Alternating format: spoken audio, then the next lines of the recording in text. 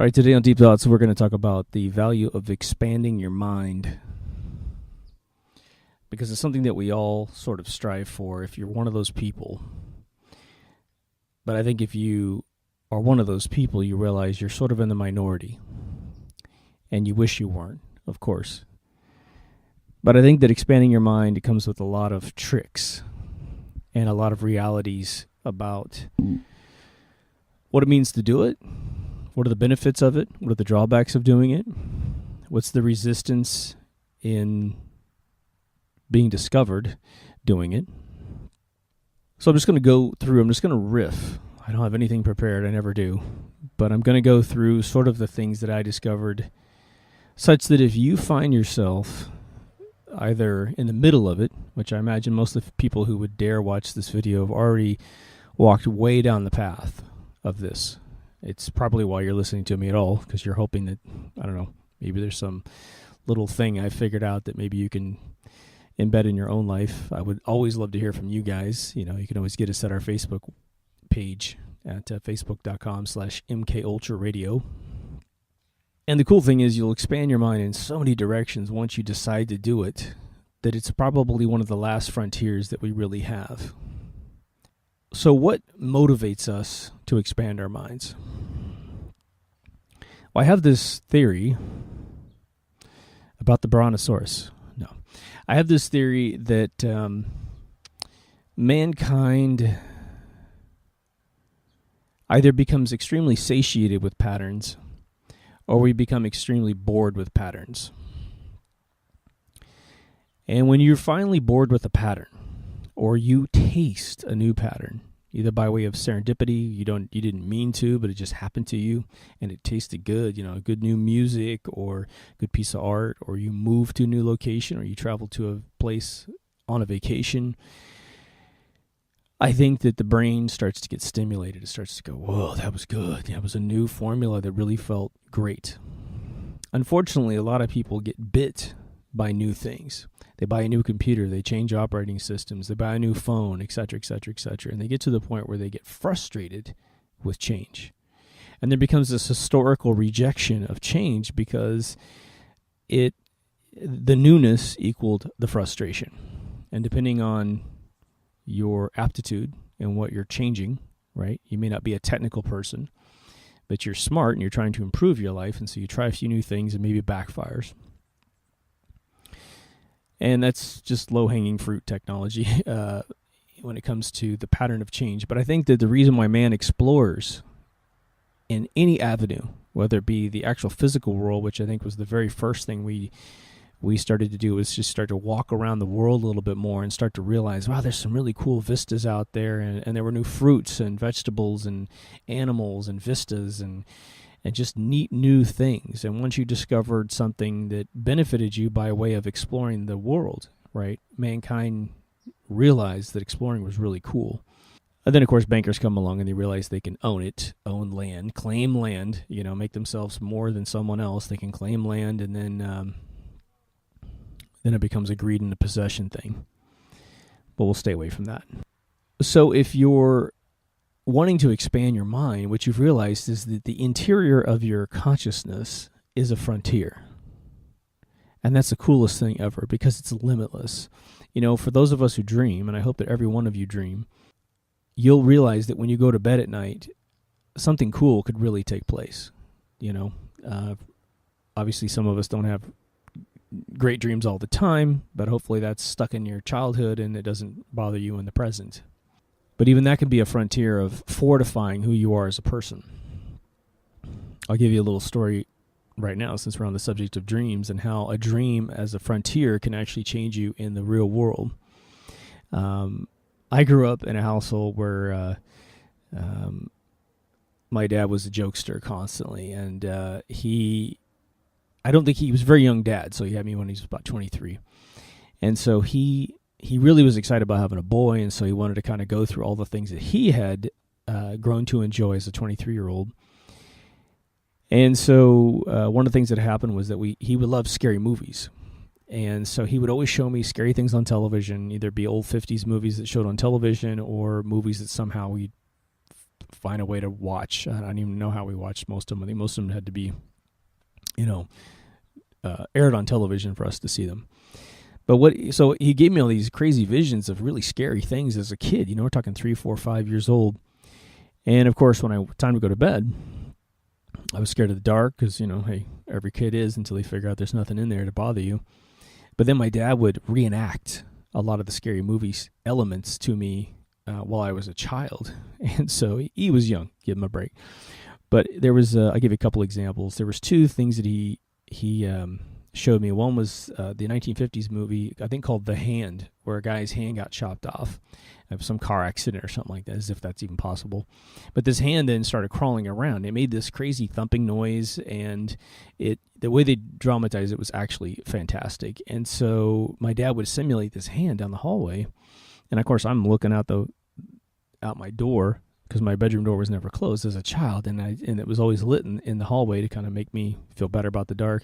And then this hand would come around the corner, and so I'd freak out and scream, and he'd laugh his head off, and he'd come around the corner, and he was kind of teaching me a valuable lesson that this stuff is sort of make-believe. It was interesting. So he kind of crushed my fear of things slowly.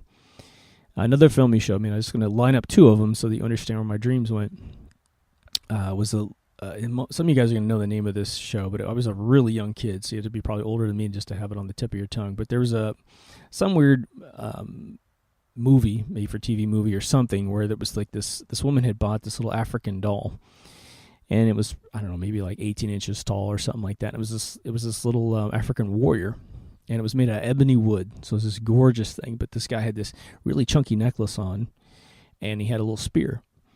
And the way that the fable was told, it was sort of a Twilight Zone-y type thing, that if you took the necklace off, this thing would become real at night, and it would run around trying to kill things, right? It made this horrible, African, like, war cry, this little chirpy cry. And one of the women in the show bought it, or was given it, and she loved the necklace, and she wanted to wear the necklace out. So she took the necklace off and put it on. I think someone warned her about it, but she said, oh, come on. So she puts this thing on. Of course, this little doodad woke up in the middle of the night and is chasing her all around the house. And they did a really good job of, like, it's just a little tiny spear about this big, a little point. But you'd think, well, okay, so it's like a mosquito bite sort of thing. Well, it was like, stabbing you with a small little knife. And so I remember, I think, accurately, her legs, of course, a woman's legs are usually exposed due to the attire of the time. She would have these cuts in her calves and stuff. She's running, she's terrified. And so my dad used to make the sound at night and sort of freak me out as a kid. So setting that all up, I had a bunch of exposure to really terrifying things as a kid. And for the most part, I did pretty good. But when I started dreaming at night, I started dreaming these horrific nightmares of things, in the room with me, my toys coming alive. There was this one character that always terrorized me as a kid. And I'll save you all the details. But what ended up happening was I had these nightmares from probably, 3 or 4 years old, all the way up to about 7. And it was every single night of my life. And it was horrific. And somehow my parents never caught on that I was having these nightmares habitually, or otherwise my mom probably would have kicked my dad's butt and made him stop. So somehow I was internalizing this, and I woke up and never said anything. But when I was 7, I got to a point where I said, screw this. I'm not going to allow this thing to repress me anymore. It sort of got me trapped in my room and said, I had to get up and, clean up my room or something like that. But the way I was going to get up was going to break a bunch of stuff. And so finally I just threw my sheets off on top. This is in my dream. Threw my sheets off on top of this creature and trapped it. And then I ran. But it was more of a bold thing of like, I'm not letting you screw with me anymore. And what ended up happening was when I was 7, I gained all this confidence as a kid. And when I dealt with bullies, in school, it was like, man, you're nothing. You are nothing compared to the nightmares I've had. You're soft. You're weak. The second I stand up to you, you automatically back down. So it really taught me this crazy lesson. It was almost like the boy named Sue. It's like by giving him the name Sue, he dealt with all the name calling, and then he had to fight back or collapse, right? So that was me inadvertently exploring my consciousness at a very young age due to this really strange upbringing that I had. Now I love scary movies, which is great. And And I have to say, at 12, this creature got back into one of my nightmares, but immediately was a fight. Immediately I was just wailing on this thing in real life. And I dealt with some fighting in my real life, little stupid scuffles as a kid. But I just wasn't afraid. I just wasn't afraid at all. And it really helped me out. So that sort of expanded my mind in a really odd, weird way that gave me strength. This virtual thing inside my brain gave me strength in the outside world. Well, you obviously don't have to go through something that bizarre in order to expand your consciousness. And that's one reason why I want to sort of discuss it, because unless you're going to go to school and really get into classes in college about philosophy, you're not going to get anyone that remotely attempts to teach you this stuff. Or if they do, they're going to take you through academic versions of what other people did to expand their mind, leaving you sort of in this historical recall of what maybe Socrates did, or Plato, or Aristotle, or anyone else, Descartes. And you'll sort of study their path, and all you'll be doing is really learning about them. And it won't give you a mechanism to teach yourself how to do what your path would have been had you lived in their time and their privileged, wealth states where you could go and study at these universities and talk to people and try to split the atom of reality and that sort of thing. So what are the benefits of expanding your mind? As we always say on this show, we say, learn the rules that rule you. And it's a rhetorical statement of saying, if you don't, it doesn't matter because the rules rule you no matter what. So you might as well learn the rules because they're ruling you every single day. They are the constraints by which you have to live your life. There's nothing wrong with having a system that you live in that lets you not focus on the minutia of life, right? But lets you get to the bigger, what we call the bigger brand of macaroni, right? The bigger things that are your destiny. And I think that that's a fantastic thing. And that's why I think there is value to religions to help you just, how do I behave? Okay, behave like this. Great, now move forward. And unfortunately, a lot of things get misconstrued and they get propagandized, and you end up loving the wrong things and hating the wrong things, right? But one of the things that I think that is sort of the low-hanging fruit that everyone understands is that once you expand your mind, you start to own your consciousness. And I think a lot of people misunderstand this fact. They don't really own who they are as a person, but they think they do.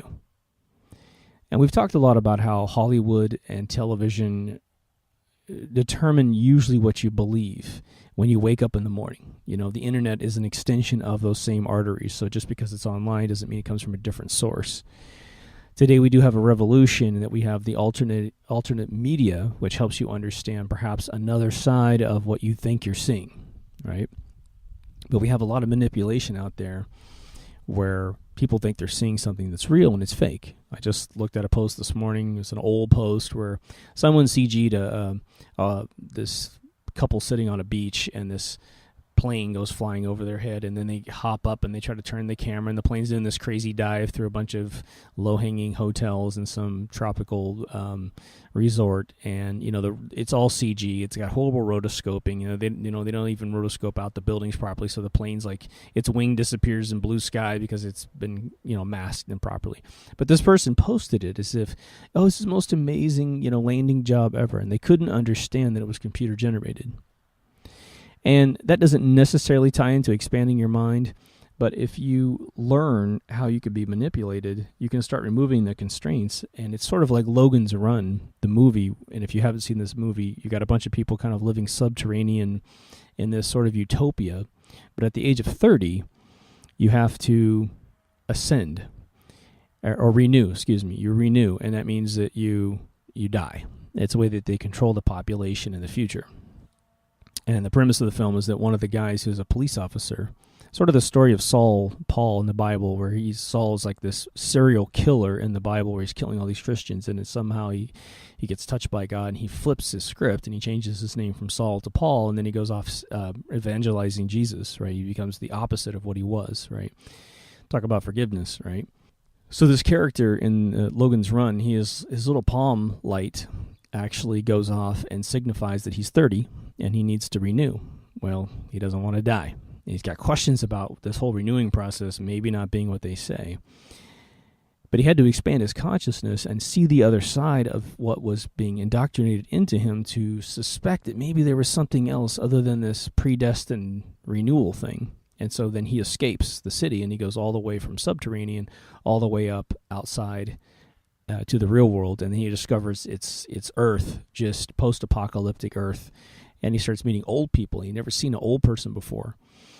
And so it's a very interesting thing that he expanded his consciousness, which allowed him to question his reality, which allowed him to escape the confines of where he was. And he got to see a whole new world. He got to see the sun, I believe, is one of the first things that he ever sees when he comes out of this little trap door from being subterranean, like living in the ground. And these cities in the ground, which look gorgeous. You can't really, it's no rocks or anything. It's just a beautiful utopian city. I think that the most basic answer of your benefits to expanding your mind is not only you get control of your life, but you get to start to explore what it means to be alive. And it's a big deal. It's a big deal to wake up and realize that you've been living in sort of this acorn of reality that sort of sucks. You've convinced yourself, or you've been convinced, this acorn of life, this little tiny microcosm of life that you live in is bliss. But what it does is it limits who you can be in the universe, right? We have all these dormant genetics in our body that have essentially all the knowledge of all life beings that became us, regardless of where we came from. If we came from the palm of God, if we came through monkeys, if we came through an alien drop-off or something else, we have the history of our entire genome in us. And you look at the pyramids and you're like, oh my gosh, how did they do that? Potentially 40,000 BC. Well, it's in us. As long as we have a relation with the individuals who made the pyramids, and we may not have a relation with, a genetic relationship with them, but if we do, as Homo sapiens, then we have the knowledge of that within ourselves. And it's very, very powerful. There was a great movie made in the early 80s called Altered States, and it stars an actor, William Hurt. And back in the day, it was really, really famous for what it was doing. And the big deal about it was that this I believe it was an MIT prodigy child, young guy who was in his early mid-20s or whatever, already had his PhD in a lot of advanced neurological studies. He came up with this question where he said, look, I know that within the genetics of man is all history. And he wanted to meditate in a tank filled with salt water, so he'd be buoyant. And he was going to take sort of a Hiawatha type hallucinogenic drug that he got from South America, which in the first part of the film he goes down and drops this stuff and has a crazy ride. But he wanted to take it because he heard from the natives that this drug would take you back to the beginning of man. And that fascinated him as a scientist. And so he took it down there, had this crazy trip, all these crazy visions. And then he brought the drug all the way back up to Massachusetts, and he gets inside of a tank inside the school grounds and starts hallucinating. Well, the way the story goes is that he starts to regress physically. So he starts to turn into an ape man while he's on this drug, while he's meditating. And it was sort of a mind over matter transformation of his body. And he ends up having minor transformations in the tank, and they pull him out. They hear like monkey noises inside this tank. They can't see him because it was modern. It was at the time they didn't have infrared cameras you could just buy. But they yank him out of the tank, and he can't speak, and he's a little weird. And they X-ray him, and they take the X-rays off to a radiologist, and they say, the guy says, look, this guy's a monkey. Or a gorilla. He says, this guy's a fucking gorilla, and it's because his ribcage was different, his jaws were different, and he lost all the mechanical structure in the brain, in the skull to make articulated words. He went back to that thing we talked about in the other episode of evolution where he could only howl, And eventually he keeps dropping this, and he does it unsupervised because his friends won't support him anymore, and he eventually turns it on inside of his body such that he doesn't need the drug and he doesn't need the tank. And so wherever he is, he starts having these crazy regressions. And towards the end of the film, he gets what he wants. He regresses all the way back to the beginning of everything. And I'll just leave it right there because the finale is super wild and very thought-provoking.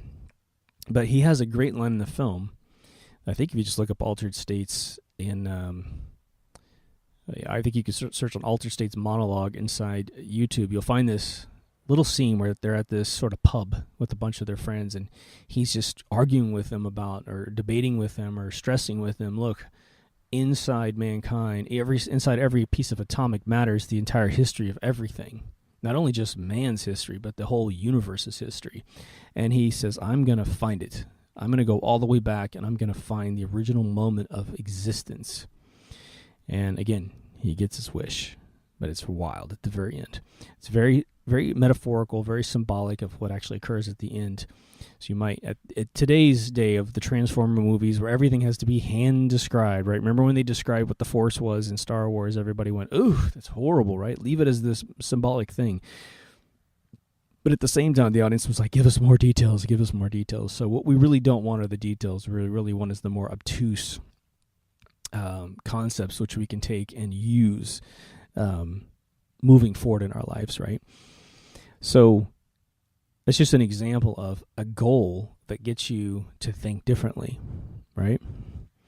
You hear this abused phrase all the time called, thinking out of the box, thinking outside the box.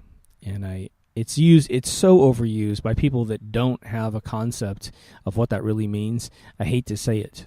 So I always say, expanding your consciousness sort of thing as an alternative, or I say the 90-degree turn, right? You're thinking this way constantly because this is the way you're indoctrinated to think.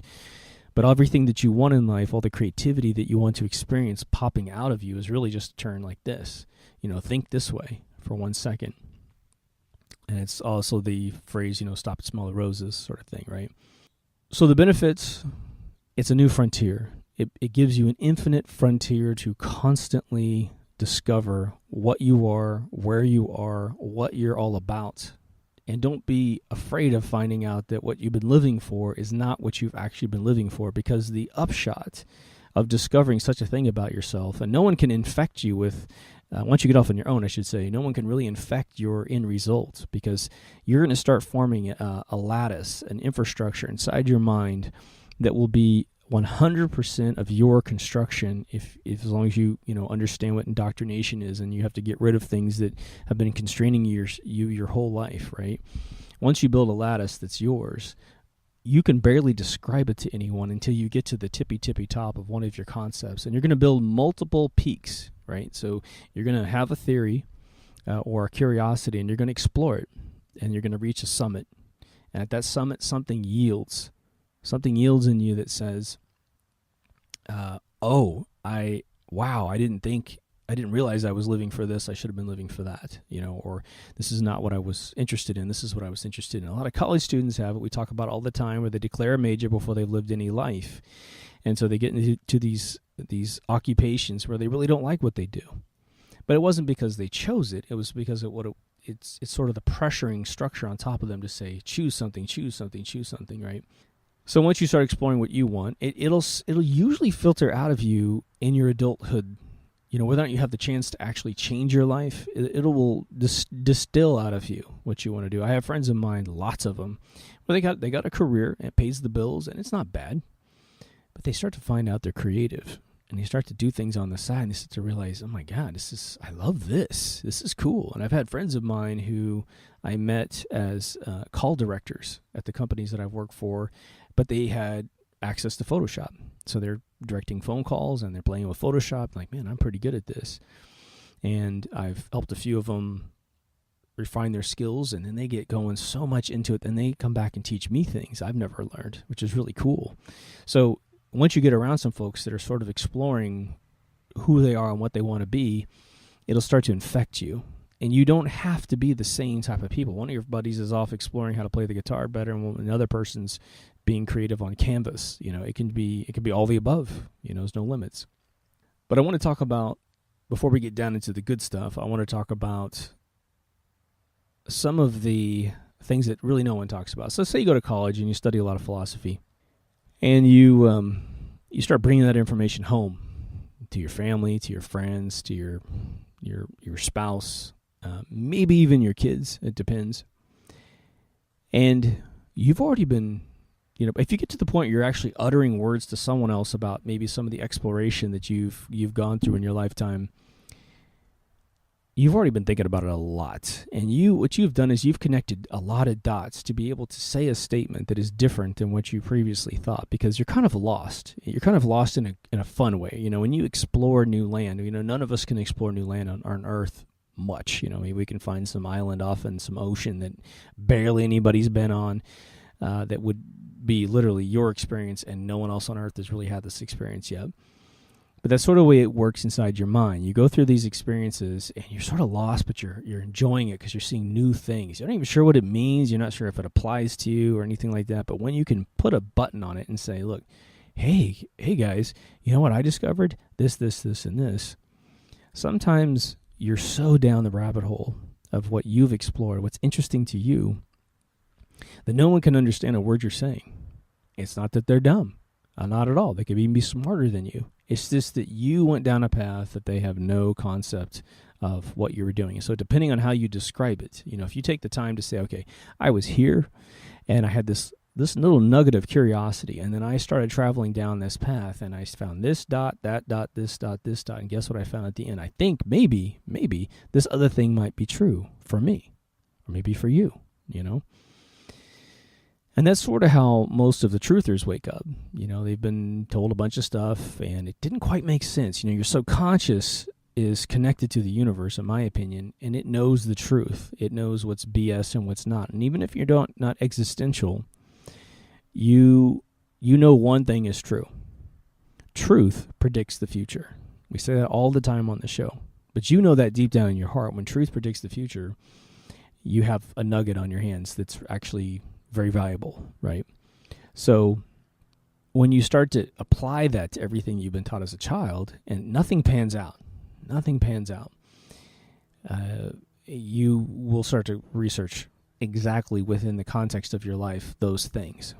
And that's sort of an immediate survival mechanism of exploration. Like, I need to be able to pay my bills reliably. I need to be able to put my money in an investment vehicle that doesn't experience a boom and bust, because the boom and bust is not what they teach you in high school and college. They teach you everything's just going to be great. You just follow, you just grab the tail in front of you, wear the choke tie, go work for a corporation, and then everything's going to be great. You'll have retirement and investment vehicles that work forever. But it never works like that. And once you grow up and you experience all of your money being stolen or all your opportunities being flushed down the drain, you'll start to realize you can't trust a lot of those arteries of information, those which turns into indoctrination, right?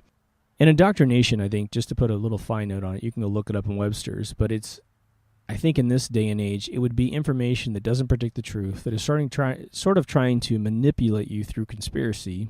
Remember, two or more people conspiring against you to convince you of something that isn't true is sort of a conspiracy. That's the basic definition of a conspiracy. So a marketing department of every corporation is a conspiratorial body.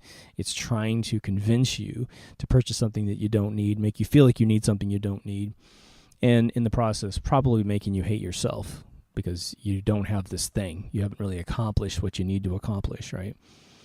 So we have a duty to our own mind to vacate this stuff, to eject it out of our consciousness. And then we have to have a system, which is what this video is about, to supplant that indoctrination with something that is from you. Something that is from your opinions about the universe.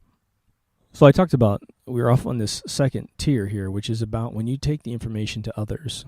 And let's face it, once you discover something, you get excited, right? It's sort of like when you watch a movie and you laugh at a joke. If you find yourself entirely alone laughing at a joke, well, it's good. But for some weird reason, when you're with another human being, it feels that much better. It's really cool. So the same thing goes for when you discover stuff, because you start discovering things that are perhaps hurting you. There's a lot of physical health issues in the world right now. We're being, fed genetically modified organisms, GMO, which is made exclusively by a company that did nothing but make poisons prior to making 90% of the food in at least the United States of America.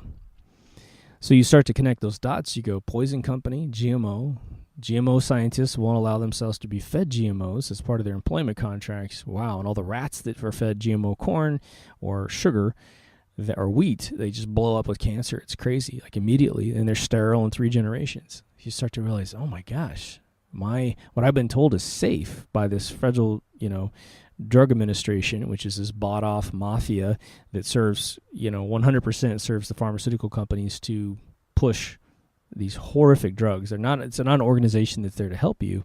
Once you start rebranding these organizations as what they really are, then all of a sudden the advice that they give you, if you invert it, you flip it upside down. What they say is good for you is bad for you. And what they say bad for you is good for you some of the times, right? They do have poisons listed that are bad for you, but a lot of times they'll say like vitamin C is bad, right? It's a massive fucking beetle, dude. It's probably about that big. They'll say what's bad for you is often free. So a lot of cures to cancer are things that are just vitamins that are free, But you can't have that because we have to pay for things, right? Smart people have to make drugs and you have to take them to be healed, right?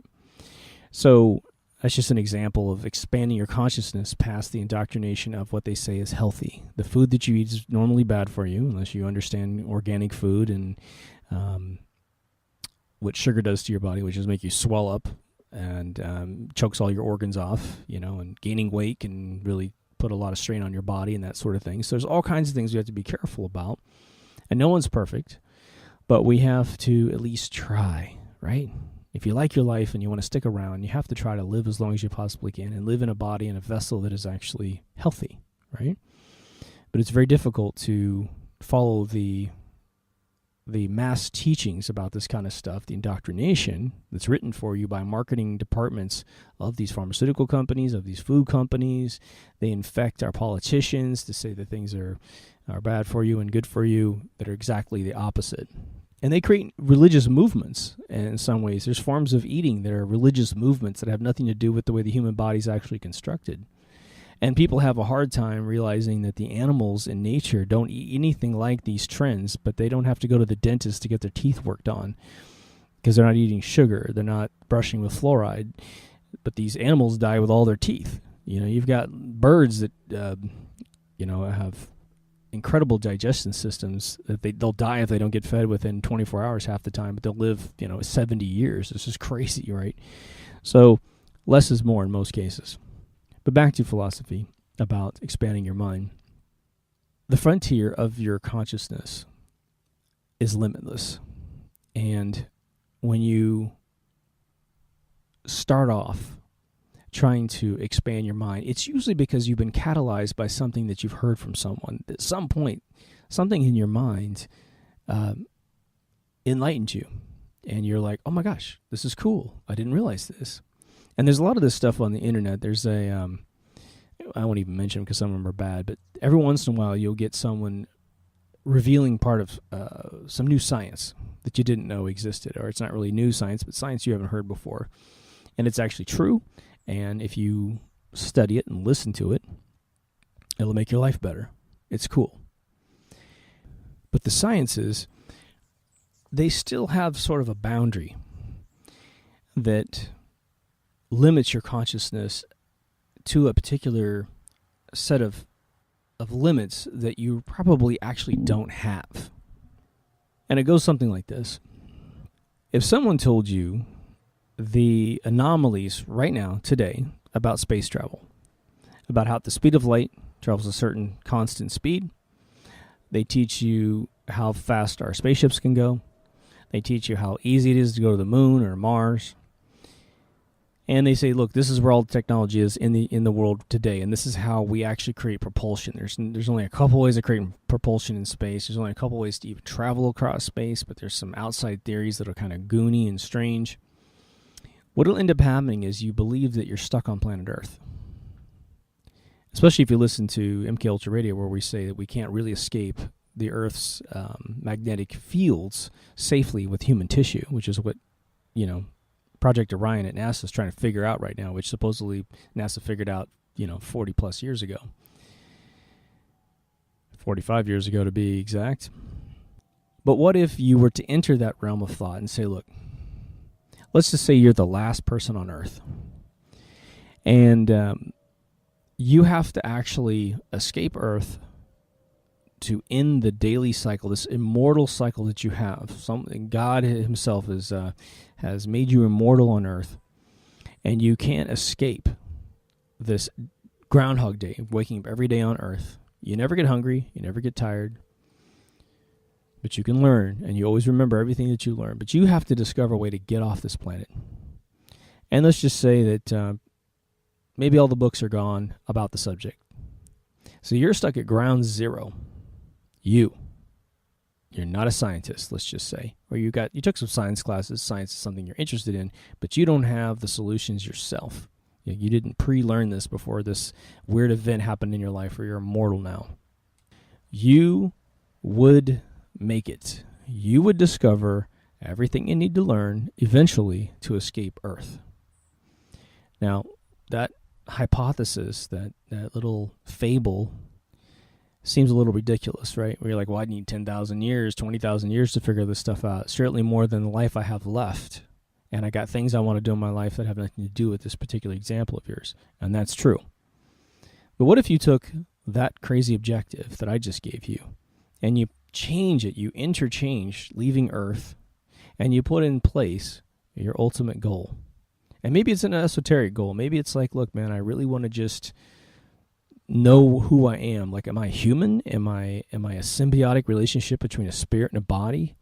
How would I even know? How would I create tests, right? That's what scientists do. They try to create tests to prove something is one way or the other. I want to encourage you within your own mind to try and figure out whether or not you have curiosity inside you, a frontier that you haven't remotely attempted to discover. Or maybe, like me, you'll go through these cyclical patterns where you'll say, well, for instance, in my late teens, I started this very intense study of the unified theory to the universe. Unfortunately, I was heavily indoctrinated with everything that existed at the time, so I thought, well, all this science is true, and I'm just going to leap off of that to create a unified theory, which would explain gravity, which would explain sort of how the universe is held together, that sort of thing. And I ended up coming up with a fairly decent theory based on probably a bunch of, well-intended science, let's just put it that way.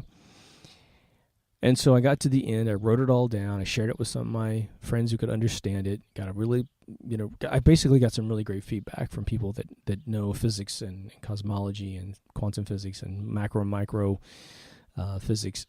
And so I was satiated. I was like, okay, I came up with a theory that, could be true. I didn't really have any feeling that I was right, but I thought, man, at least I got one model in my mind. And the thing is that the journey was actually more valuable to me than the actual outcome of my theory. And I think that's what we do in life all the time, right? When you're forced through life in a big way. So you're forced to grow up, you're forced to pay your bills, you're forced to do a lot of things that you wouldn't normally choose for yourself. But when you actually do it, you know that it was the journey that made you more of a woman or a man or an adult versus a child. It made you nicer, meaner, whatever it is, whoever you are, it is what gave you that quality in life. So then years will go by, and a lot of times we get stuck in the minutia of our life. We get routines built up that give us comfort, right? Well, what's my purpose? My purpose is to wake up, go to work, come home, clean my house, and repeat it all over again, right? Try to love somebody in that process somewhere. Maybe you want to make some children. Who knows? Whatever your goal is, whatever you're allowed to do with your life, But what I want to encourage you to do, depending on your age, right, is to remember not to forget. Remember not to forget this process for yourself. You don't have to do it every single day of your life. In fact, you can take 10 years off. I probably took a good 10 or 15 years off from really exploring the science that really interests me. And I'm not sure why. I think I just got stuck in life, and I was trying to solve problems and try to grow myself in a business sense. And I had a really interesting thing occur to me when I mentioned this on one of my essays about left brain, right brain. But just to give you the value of another little footnote on the value of this process and keeping it alive inside yourself, I grew up a very creative kid, and I was always doing art projects constantly. I was always like, top of the art classes that I was in, yada, yada, yada. But what ended up happening was when I came to California, I used my art skills for quite a while, probably for about a good solid decade and a half in my workforce. I started working at 18 here in California. And then I started running my own business. I started running big departments at companies as well, like Electronic Arts, and I became absolutely infatuated with the curiosity of what it was like to run a department as best I possibly could, to get the most loyalty and hours out of my people by showing them my loyalty, by being good to them and honest to them. And it really works out, man. I tell you, just be a good person and don't be an asshole. If you're overwhelmed, just admit it, But I got totally enamored with the left brain, right? The more logical brain of my mind, the logistics of running big, giant projects for years and years and years. Games take a long time to create, and promotional campaigns take a long time to create. When I created my own company and we made video games for 10 years, I was the CEO, and we were very, very fortunate to have massive clients and a lot of capital going through the company. The upshot was, after 10 years, I found that I had lost complete connection with who I was as a person, my root person as a child, which was a creative person, and it came out in the weirdest way. I have a friend of mine who's a very accomplished director, writer, and he graciously, starting around 2007, started mentoring me on filmmaking. And more importantly, writing. He was the individual that connected me with Robert McKee, the teacher from the screenwriting episode. But before I went off to McKee, my teacher, my mentor, he said, look, he goes, because we're talking about how to write films, and I was getting very what they call pragmatic. I was trying to do that explain everything out sort of thing. I was very, very minimally moving story into metaphor. Symbols of what I meant. And the funny thing was that all the movies that I loved as a kid were all symbolically metaphorical, ironic. And I didn't know how to do it anymore, because what had happened was, over the, 10 years of my life leading up to this point, this conversation with him, I had been so in charge of the companies and the departments of the organizations that I ran that I was all myopically focused in the logical side. And it's a hell of a thing, let me tell you, to have someone you respect and is massively intelligent, especially in the category of what he was saying, tell me, it was like my hero, this guy, telling me that I really didn't have the mind to write a film. And of course, I've been studying film for a long time, and I was like, oh my God, he said it, and I think I immediately just admitted and agreed that he was right, that I had lost my access to my right brain. And that started freaking me out. And so what I immediately did was, I thought it through a lot. So I went into the frontier of my mind, and I said, okay, wait. This is not an outside world thing. I can't lift weights and fix my right brain. I have to get creative again. And where the hell do I even start? I had no projects that were creative as much as I would help do. I always did artistic things my whole life, but still it was very low-hanging fruit for my mind and not very creative. And I wanted to tell stories that were creative, right? And I've always been able to come up with a premise that's very creative and sort of has that Twilight Zone-y feel to it, and clue, doing the mystery cluing process. So pragmatic qualities do help you accomplish your goals. But in terms of someone feeling that bright, airy feeling, when you see Star Wars, there's so much creativity in Star Wars that you realize you're in a different league with the individuals who made that film occur. So I went back to my company, and I started participating more in the process of making games, instead of just, doing negotiations, creating the contracts, traveling around, shaking hands and that kind of stuff, and doing like really intense design on the engines that made these games possible. I started forcing myself into the creative process. And lo and behold, I actually had a game that an artist, we were doing some games for Marvel at the time, and I had an artist that was a real big Marvel fan. And so he pitched himself hardcore to draw these video games. And I was like, okay, this is great. I'm lucking out. I got a Marvel kid who owns every single comic from Marvel and knows the whole history. It's his whole life. And I said, this is great. And I'd seen some of his artwork, and it was okay. But I thought maybe this will inspire him to go over that precipice of his talent that he has never seen before. And sad to say, within about 3 months, we realized that this kid was all excitement, no talent. I mean, at least the talent wasn't at the level that I needed it to be at. And it was just embarrassing. And he was, he's all off in the tech thing. He was 3D rendering a bunch of stuff, and he couldn't control lighting very well, so everything he made just looked hokey and weird. And it didn't look game-ish. That was the problem. And so it got to the point where I needed the stuff to start closing up, right? The client's going to start wanting to see part of the game run. And so I rolled up my sleeves, I got out Photoshop, and I started just hand drawing this stuff, hand finessing this stuff. And I felt a sense of satisfaction I hadn't felt in probably 10 years, 15 years of really being creative. And so I went from one game to the next game, and I just started becoming the artist. I was the CEO and artist off to the side. It was kind of funny, right? And that started helping me in everything in my life. The frontier of my mind that was all shut off with barriers that I had allowed to be, dormantly built up over time was sort of purged. And so that's just an example of where I found myself completely shut down creatively without having any acute moment happen. It just evolved on me. So you can undo that just by exploring the interior of your mind, right? Now, I did a whole episode on reality, I call it Reality Check. And that really has a lot of tools about talking about things that people aren't ready to listen to. So I won't repeat that particular thing in here.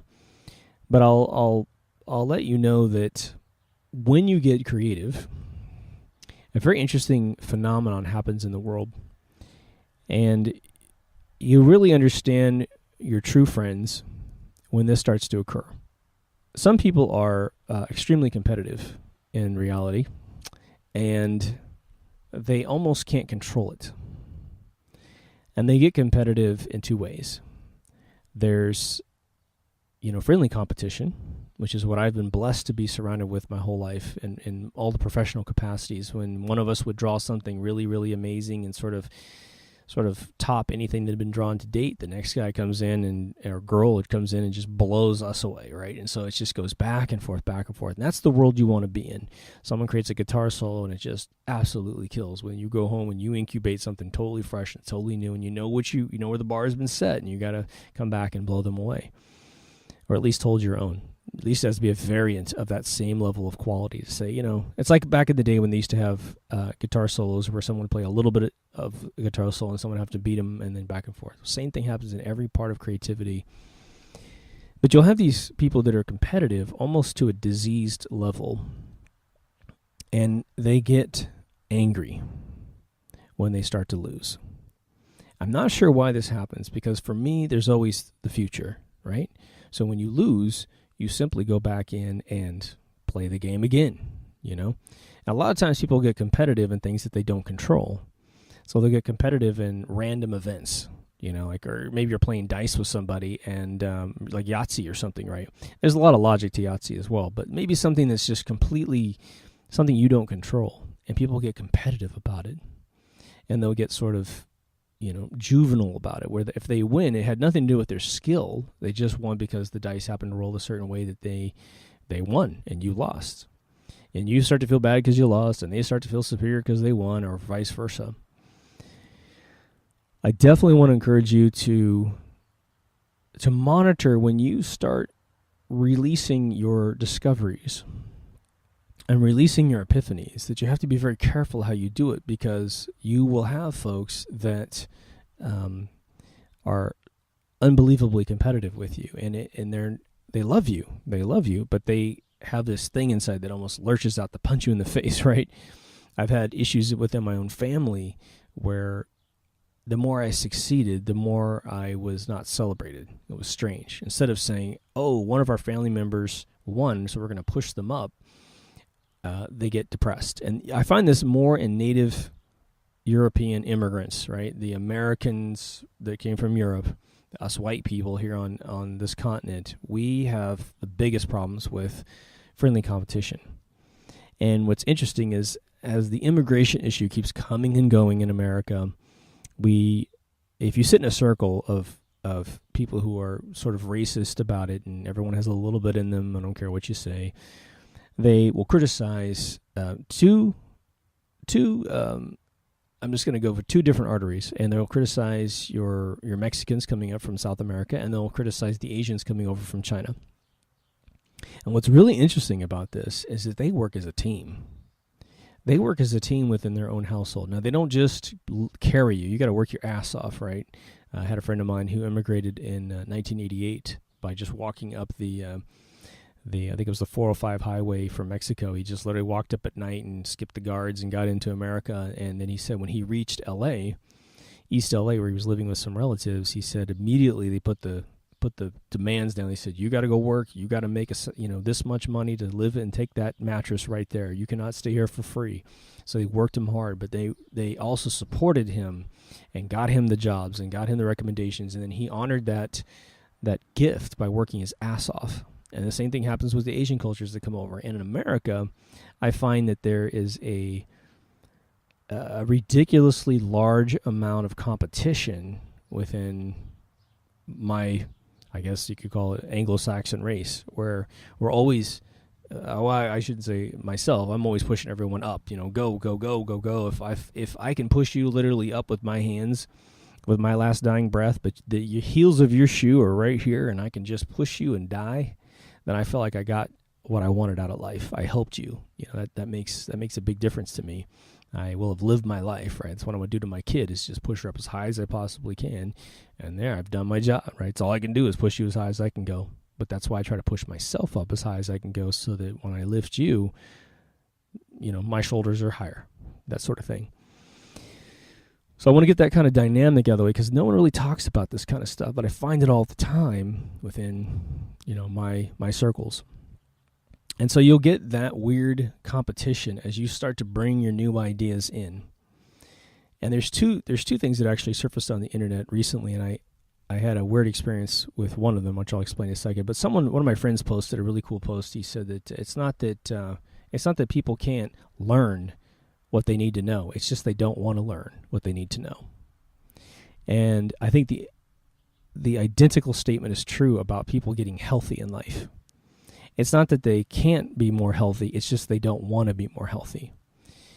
And a lot of that is got a lot of different trees, different branches that sort of statement goes out to find its truth. But I was studying a cure called MMS. It's a miracle mineral solution. I won't get into the drug, but it's something you mix up in water and you drink, and it really nails the crap out of invaders in your body.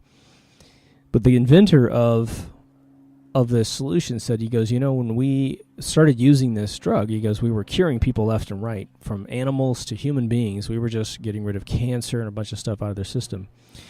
And he goes, but we started finding this contingency of humans that when we offered them this drug for a identical solution what we found in other humans, they would resist the drug. And what happens in the human mind is that we get used to a certain behavior. And when it comes to health, it's like this. This is sort of the opposite dynamic of learning something, but it's very similar how this works. And this relates to expanding your consciousness and sharing what you've learned. When you get sick, especially if you get really, really sick, people are worried about you, and they start to report in. They start to come and visit you. They start to check in on you. And depending on how your life was prior to being ill, you may start to grow dependent and addicted to this attention that you get from being sick, from the attention that you get from being sick, right? There's this whole thing, Munchausen by proxy, which is a parent that constantly gets their kid sick so that they constantly are in this sympathy pool because they have a sick child. I grew up with a mother that did this to her daughter and actually stunted her growth considerably when she was young. So I've seen it firsthand. And you'll find that this sort of phenomenon occurs when it comes to bringing new information to people. Your competitive person has a big problem with being wrong in their mind, right? And it doesn't matter if you had anything to do with them being wrong or if they had anything to do with being wrong. When you're indoctrinated from birth, you were just told things are safe. Trust your government. You should be able to trust your government. Trust companies, because you should be able to trust pharmaceutical companies because there's supposedly this watchdog called the FDA, and there's then there's the CDC, the Center of Disease Control, that's supposed to protect you from ever ingesting anything bad for you. Well, we now know that those organizations are as corrupt as as it can possibly be. Never trust a pharmaceutical company, never trust an insurance company, never trust a banking organization, right? And especially the politicians that are bought off by these individuals. You simply can't. Until we re-engineer the world and get rid of these individuals, we cannot live by anything that they say. So you always have to navigate around what they say. And every once in a while, they'll drop a little tidbit here and there that's actually true, kind of, I don't know, sort of fortify their credibility. But my biggest piece of advice is beware, and you'll be much safer. The reason why I go down this path with you is that these are sort of some of the psychological dynamics that you're going to get into when you start to try and improve yourself. And it will be utterly frustrating when you discover something that is black and white versus something that can be interpreted. Now, I'll give you an example of both. I'll go for the interpreted one first. Let's say that I say on the show a lot that most people are aware that we have old souls. Children that just simply grow up before they're ever educated in anything, before they're indoctrinated with anything. They may even just be in your household. You might not be a person who watches television, but they're just wise. You know, my daughter was born, her eyeballs were wide open. She wasn't a crier. She was just taken in the universe, and she's always been this way. She's, in my opinion, she's older than me. Doesn't mean she's smarter than my mortal coil. It just means that she is she takes in the universe a lot deeper, I think, than a lot of people, including myself. In at least some areas, right? And everyone's experienced this. So an interpreted realization might be that you're thinking, wow, I can't prove this. But man, I could feel it. And it seems like every culture, every race on earth has a phrase for an old soul. Yet certain religions will indoctrinate you to believe that reincarnation cannot be possible. And they've even defined reincarnation to a point where it just doesn't make any sense. You get on a bus after you die and you go to here and you eat a cheeseburger and then you get to talk for 10 hours and you got to come back. They'll try to put a construct around reincarnation. That's silly. Just let it be that maybe we renew and you don't know how it works. I don't know how it works. So that's something you might bring up and debate. You might all agree that there's a feeling there, but you can't, in your lifetime, really figure out how it works unless you can create a device that can see souls, right? So that's not a black and white. But the black and white might be, if you eat poisons, you get sick. I had a grandmother who was convinced to eat saccharin, which is the little pink packet when you go to any restaurant to put in your tea. And I will definitely admit, at the time before I knew what saccharin did, even though my grandmother warned me when I was a kid, I loved the way it tasted in tea. It was one of those things I used to just crack open one boom, and it's so uber sweet, it's ridiculous, right? And it melts perfectly in the tea, where sugar takes forever, so I would always eat this stuff. Well, she got cancer of the colon. And she said, look, I pounded saccharin when it came out. And saccharin actually had a little label on it that said that it caused cancer in lab rats. And since they have, again, lobbied with the FDA, this organization that contributes to your poison, to get that cancer warning off of their packet. Now, we got aspartame that causes cancer, no warning on it. We have some other substitutes that aren't really good for you. And sugar in general, just pure sugar, eating it's not good for your body because it makes you inflame. And anytime you have an artery that inflames, you can't get blood through it, right? So you have to be very, very careful. Man did not ingest pure sugars. Everything you eat, besides fat, turns into sugar, right? Fat will never be sugar. Sugar will never be fat. Sugar can link itself in fat, but it can never be one of the same. We need both to survive, but we don't need to eat it pure, right? So you might find some medical anomaly where it does take 20 years to kill you. It does take 20 years to become an anomaly. And you're looking at someone perhaps you want to spend the rest of your life with, and you're like, oh my God, what am I going to do? I want to share this information. My father, I don't want him to die young. Now, we all know that intellectually you're not allowed to say anything. So you struggle with these black and white things that are certainties in life, and you can't quite share them. But what I say to you is that you can be the example of the person that you want them to be. I work out.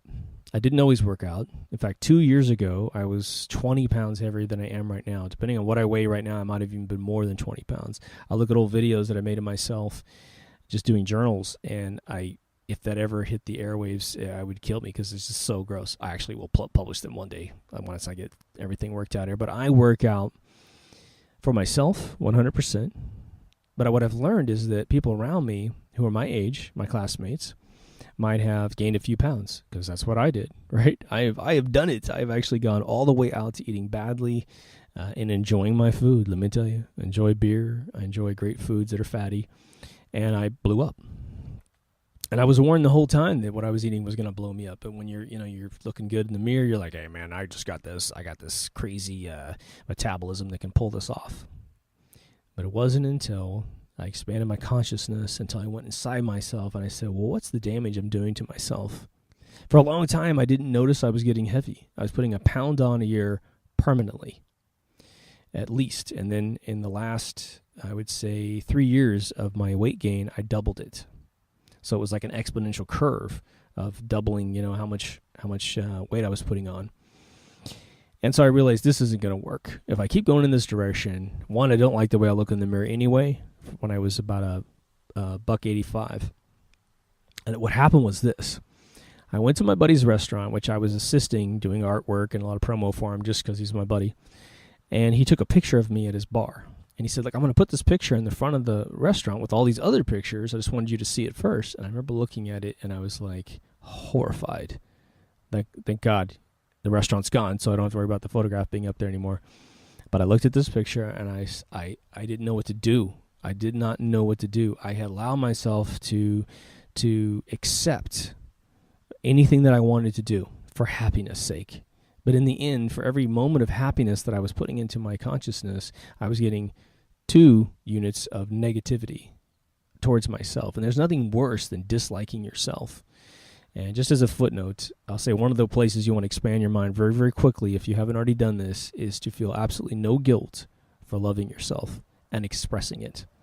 In today's society, we're not allowed to like ourselves, right? I've covered this in a few essays in the past, but since we have a new series, I just want to repeat this just in case this is the only thing you watch.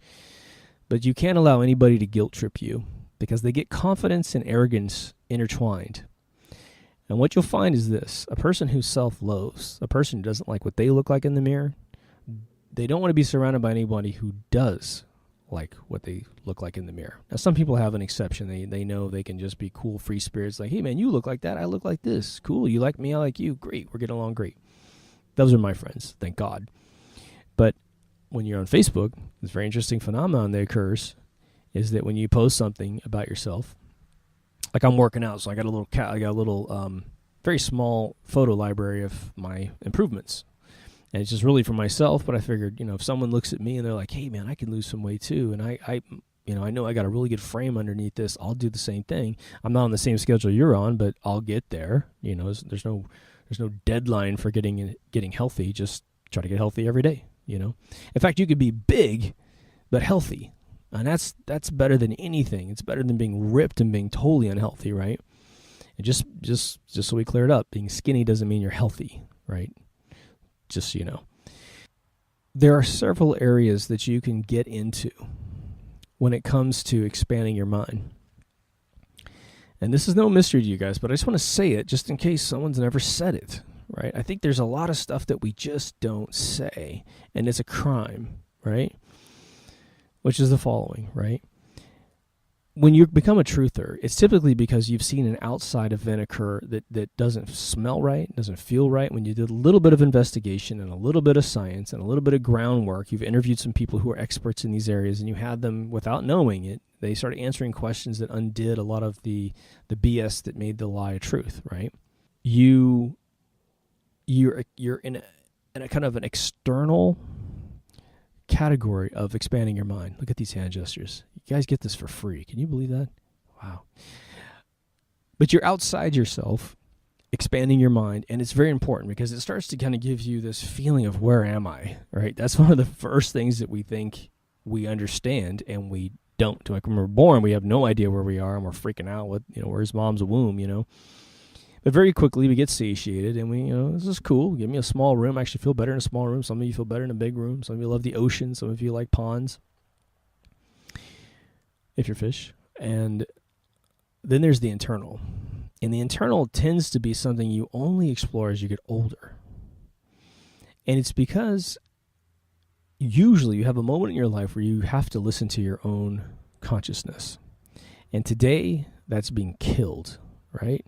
So in today's world, we have cell phones, and cell phones drive our attention span into these devices and out towards things that really are loosely connected with who we are as human beings, right? I used to make jokes where I would see people in reality when they had their cell phones off, and they weren't allowed to be entertained, but they weren't allowed to entertain themselves. They weren't being allowed to be entertained by the universe because they were like maybe put in a hallway and someone said, maybe the medical clinic that says shut your cell phones off. So they're sitting there, the magazines are all taken up, they're just sitting there and they have to listen to themselves for a split second. And I'm finding that that's becoming one of the most horrific nightmares of mankind, is for someone to have to stop and listen. And there's a practice that will test you, and it's called meditation. If somebody said, do you meditate? A lot of people say yes, and they don't meditate. Now, I have different methods of meditating. I actually meditate sitting in this chair, in this patio, all times of day. And I listen to my thoughts, and I've got a goal. But sometimes, I run out of my ideas with what I'm trying to do, a screenplay or something, or some crazy scientific thing. I'm trying to crack an algorithm for work. And I listen for hours sometimes, right? And what I get out of it's always amazing. Again, the journey's always better than the end product, but sometimes the end product's really cool too, which is where I make these videos, and hopefully they're remotely interesting. But if you haven't, try to find a way to just still yourself.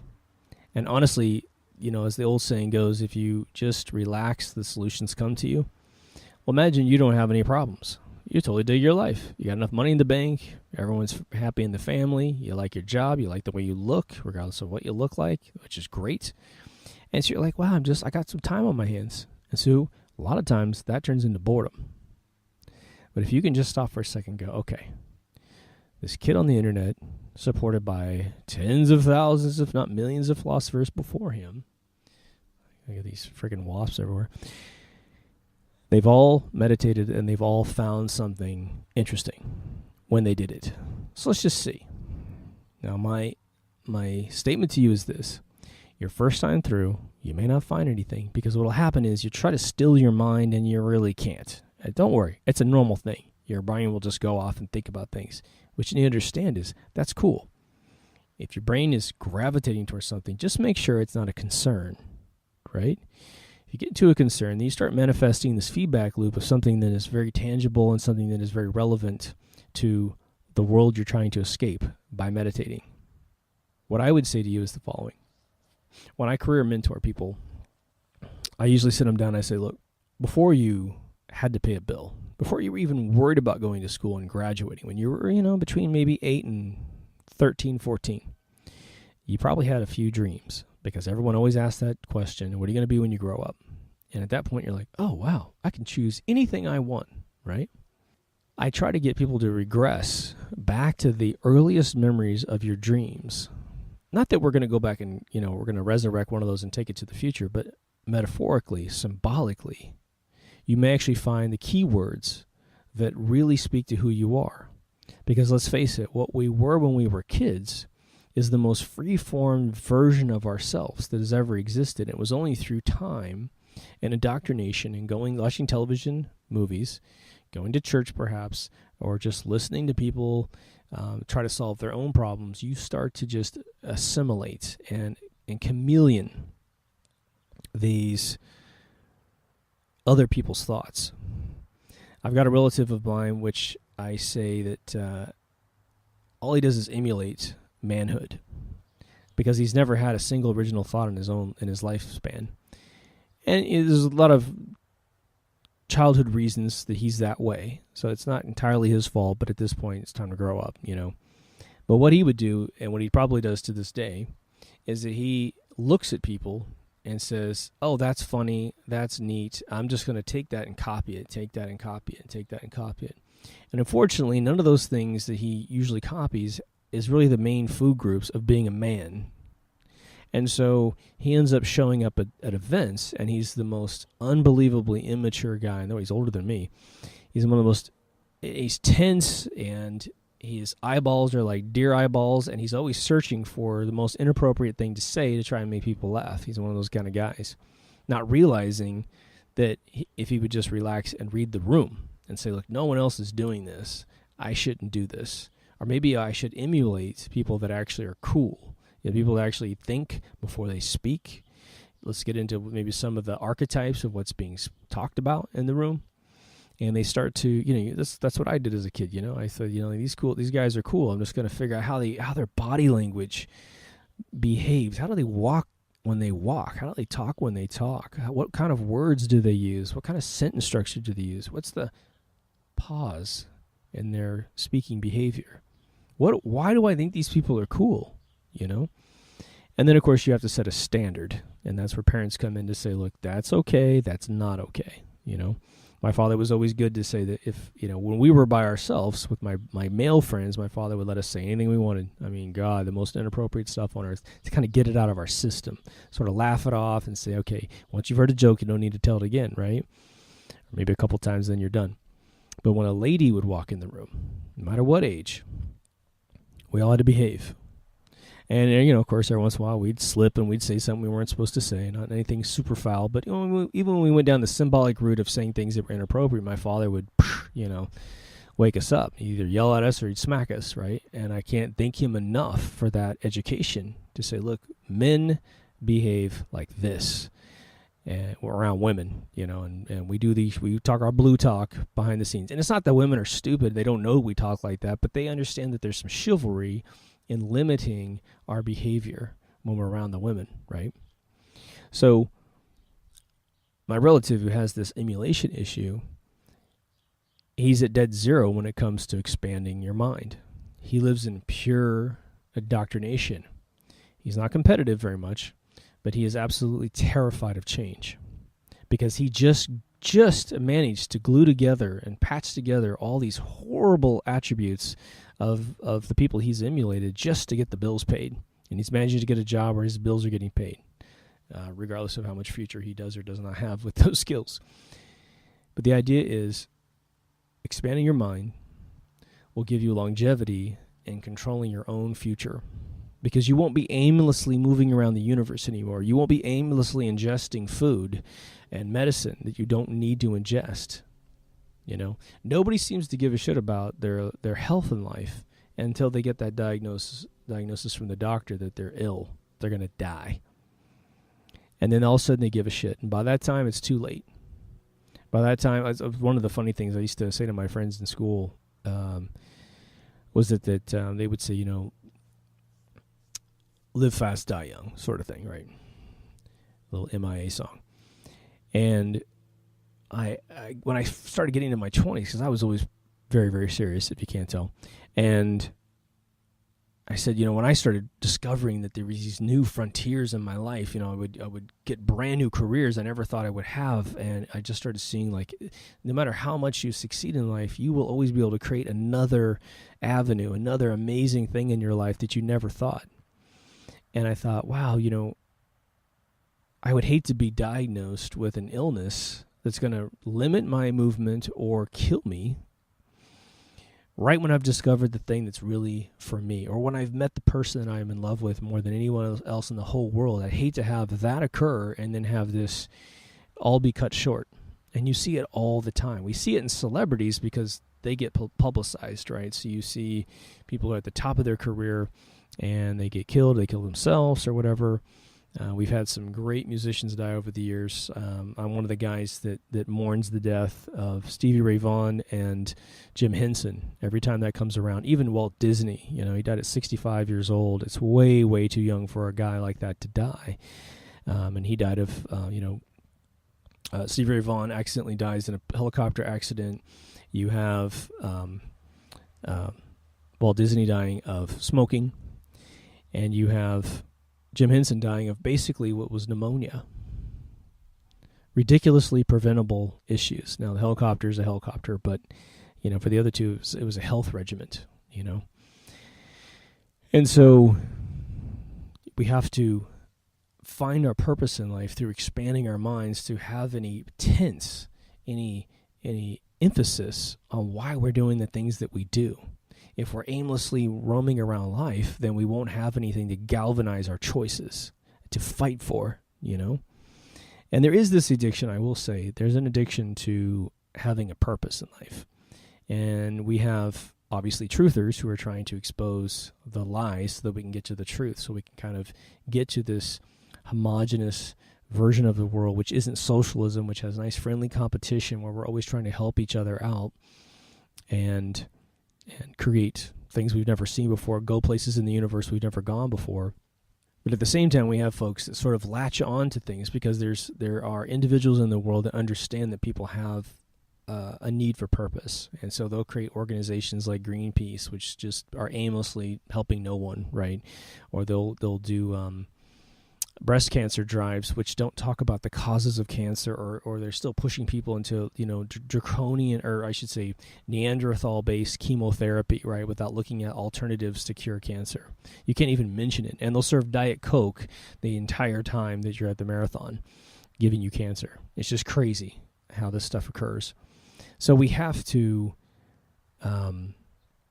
police ourselves a little bit, which is why I think if you go for the self, there's very little that can go wrong by trying to help yourself. Just know that as you learn new things, you've gone a long distance without telling anyone else usually what you're doing. So by the time you pop out, I'm just repeating for a summary, when you pop out with something that you've come up with, some epiphany that you believe is going to increase the quality of your life, realize as you share it that no one has gone on that path with you unless you've very meticulously kept people informed. And I'll tell you, if anyone wants to listen to you while you're going through your exploration, they're an amazing human being, because usually you meander in your mind 1,000 times in 10 seconds about what could possibly be right or wrong, and you can't share every split second of it. So do be careful summarizing it for your family.